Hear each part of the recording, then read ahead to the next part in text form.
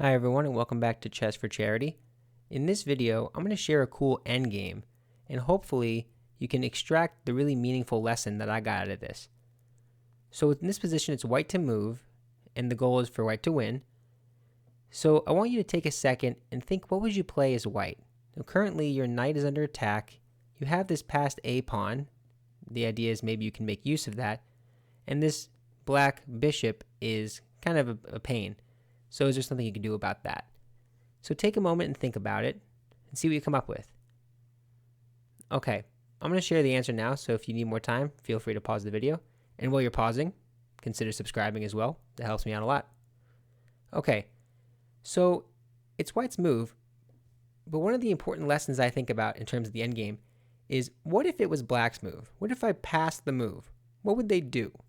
And I just highlighted all these bishop moves. And I want to see if maybe you can kind of see where I'm going here.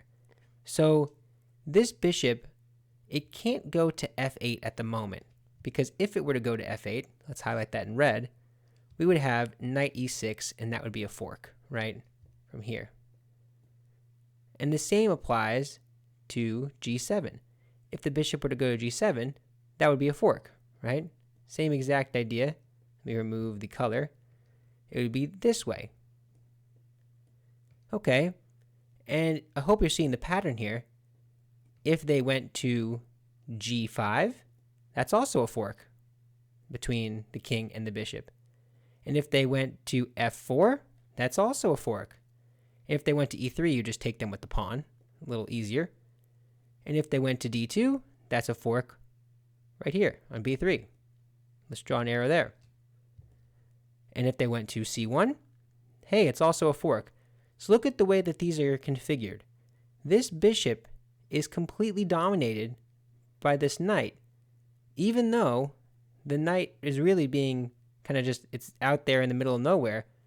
This bishop is completely dominated by it because of this king position in conjunction with this bishop. That's kind of cool.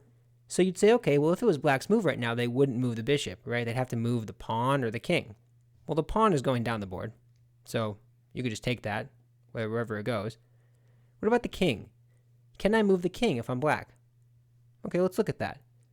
So a couple of squares you really can't go to, these three, because the knight is holding b5 and c6.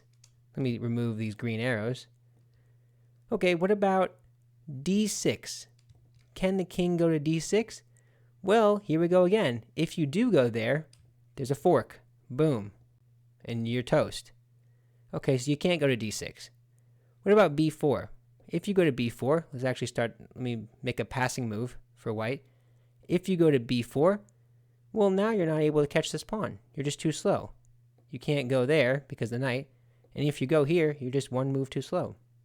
Right? You seeing the pattern I'm getting at? And maybe you can already extract the lesson I'm going for. So you can't go here, you can't go here, you can't go here. You can't go here. We just established a fork. You also can't take the knight. If you take it, and again, make a passing move.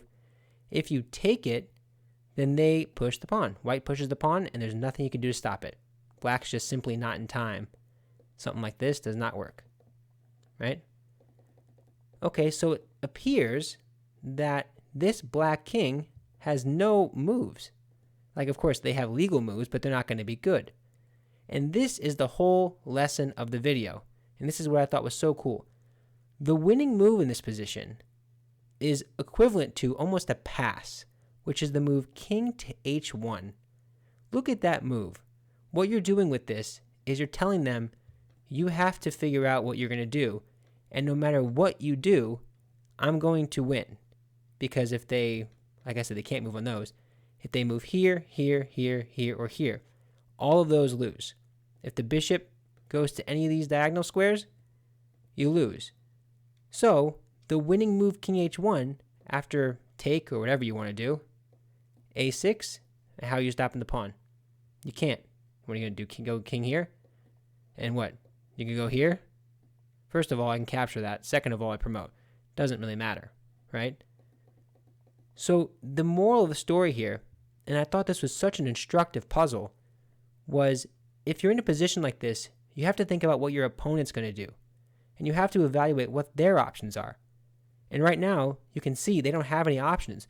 So the best thing to do, don't rush it. Don't back up your knight. You might think knight b3 looks good, which is what I thought at first. Because you think, oh, if they come to chase me, maybe here or here, I can try to push this pawn. Well, yeah, not really, because they don't have to chase you. If they do this, then you can push and you'll actually be winning, because this bishop is not fast enough because this square is currently covered.